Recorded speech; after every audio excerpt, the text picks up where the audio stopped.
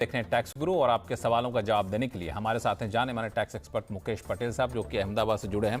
मुकेश जी, लोगों के सवाल हैं, लेकिन एक सवाल जो हर शो में आता है, तो जब शो में आता है तो मैं सोचा था कि आपसे डिटेल में पूछूंगा, चूंकि आप इस टैक्स के इस वाले पहलू के बड़े एक्सपर्ट हैं। वो है एनआरआई को लेकर के। दरअसल एनआरआई के पास हमेशा ये उठता है कि भाई हम तो एनआरआई हैं, लेकिन हमारे साथ भेदभाव क्यों किया जाता है टैक्स को लेकर के। तो पहली बात को कि क्या वाकई रेजिडेंट और एनआरआई में कोई टैक्स का भेदभाव है क्या, और भेदभाव इसलिए लोग कहते हैं क्योंकि कैपिटल गेंस का जो है मुद्दा बड़ा पेचीदा होता है उनके लिए। लक्ष्मण जी, अगर मैं संक्षिप्त में समझाऊं तो मैं कहूंगा भेदभाव है। आपको आश्चर्य होगा, टैक्स के रेट्स में कोई भेदभाव नहीं है, क्योंकि रेट तो समझिए आपका लॉन्ग टर्म का 12.5 और शॉर्ट टर्म के लिए जो इक्विटी में है तो 20%, इसमें कोई भेदभाव नहीं है। भेदभाव कहाँ है कि समझिए एक एनआरआई है जिसका यहाँ कुछ शेयर्स या यूनिट्स में निवेश किया था, उसका समझिए शॉर्ट टर्म या लॉन्ग टर्म का गेन होता है। तो वो जो गेन होता है 111 या 112 में जो टैक्स होना चाहिए, तो वहाँ नियम ये है रेसिडेंट के लिए कि माने आपकी अदर इनकम नहीं है तो आपकी जो 4 लाख की एग्जम्पशन लिमिट है नए रेजिम में, उसमें आप ये कैपिटल गेन के अमाउंट को समावेश करके उसकी छूट ले सकते हैं। पर ये नियम छूट लेने का केवल रेजिडेंट के लिए है, नॉन रेजिडेंट के लिए नहीं है। एक सिंपल एग्जांपल बताऊं मैं लक्ष्मण जी, तो समझिए एक रेजिडेंट के केस में उसको 4 लाख का उसको शॉर्ट टर्म गेन हुआ इक्विटी का, और एक नॉन रेजिडेंट को 4 लाख का गेन हुआ। दोनों की कोई अदर इनकम नहीं है। रेजिडेंट के केस में 4 लाख एग्जम्पशन लिमिट के दायरे में आते हुए टैक्स रहेगा 0। नॉन रेजिडेंट के केस में उसको 1 रुपये की भी छूट कैपिटल गेन के लिए नहीं दी जाती, इसलिए वो 4 लाख पर उसको 20% के हिसाब से 80,000 रुपये का टैक्स भरना पड़ेगा। कोई तरीका बचाने, ये एक मेरे ख्याल से बड़ा एक टेंशन है। कोई तरीका है बचाने का एनआरआई के लिए? जो एनआरआई दर्शक हमारे देखते हैं उनको तो कुछ बता दीजिए, टिप्स है। हम टैक्स गुरु किसके लिए बैठे हैं? कानूनी हम सुझाव दे सकते हैं।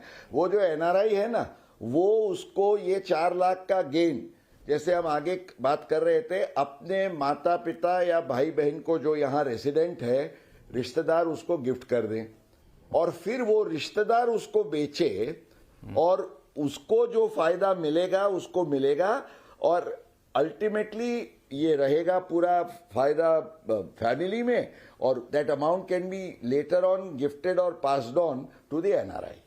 अच्छा, तो मतलब ये है कानूनन कि एक मिनट, बड़ा इंटरेस्टिंग चीज बताएं कि एनआरआई को के ऊपर कोई कैपिटल गेंस बनता है तो वो क्या करे कि कैपिटल गेंस के बजाय अच्छा है कि उसको ट्रांसफर कर दे इंडिया के जो उनके रिश्तेदार हैं उनके नाम पे, और रिश्तेदार के ऊपर या तो कैपिटल अगर बनेगा, ये एग्जम्पशन लिमिट में है तो एग्जम्पशन लिमिट में है, एग्जम्पशन लिमिट के अंदर, बाकी तो सवाल नहीं है। हाँ, रिश्तेदार के पास चलेगा, रिश्तेदार के पास चला गया तो बेचारा अपना इनकैश कर लिया और फिर वापस जो है एनआरआई को गिफ्ट कर दे। ये तरीका तो सुनने में बड़ा हमको अच्छा लग रहा है टैक्स बचाने के लिहाज से, लेकिन एक कानूनी रूप से सही है नहीं? ये आपने चेक कर लिया है ना?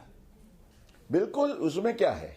आई can give a gift to my resident relative और उसको बाद में 1-2 साल में मुझे वापस देना है तो खुशी से दे सकते, वो भी गिफ्ट। लेकिन मेरा इंटेंशन जो गिफ्ट देने का, पर कोई टैक्स नहीं लगता। मेरा इंटेंशन जो है वो टैक्स बचाना है। But what ever it is given for natural love and affection. एक हमारे आयकर कानून में गार का नियम कहते हैं, जनरल एंटी अवॉइडेंस के रेगुलेशंस, पर वो जब आप करोड़ों रुपए का टैक्स अवॉइडेंस होता है उस केस में लगता है। ये छोटे मोटे केसेस में गार नहीं लगता। आफ्टर ऑल रिश्तेदार के दायरे में है, इट इज नो टैक्स। हालांकि मैं सोच रहा था अभी आप जो जवाब दे रहे थे मुकेश पटेल साहब कि इनकम टैक्स वाले सुन रहे होंगे ना आपके शो, आपके शो को, तो सोच रहे होंगे अगर मुकेश पटेल जी ना होते तो शायद इनकम टैक्स कलेक्शन ज़्यादा होता। मुझे ये टैक्स बचवा देते हैं लोगों के बहुत सारे, तो ये भी जो है एक अच्छा, लेकिन अच्छा हमारी कोशिश है कि आपको ये कहना है हाँ कि कानून के दायरे में रह करके हम टैक्स बचाने के क्या क्या तरीके हैं ये आपको हम बता रहे हैं। टैक्स प्लानिंग इसी को कहते हैं।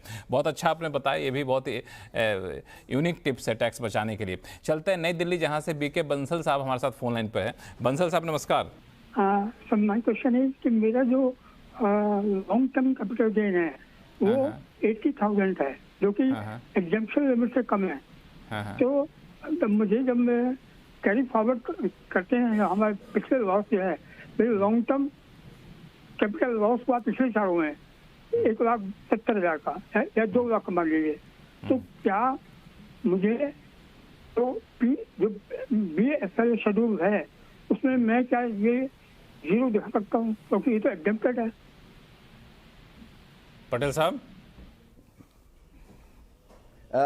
लक्ष्मण जी, सबसे पहले तो हम हमारे दर्शकों को कॉम्प्लीमेंट्स इसलिए दूंगा कि बिल्कुल बखूबी से इतने स्मार्ट क्वेश्चंस वो लेके आते हैं।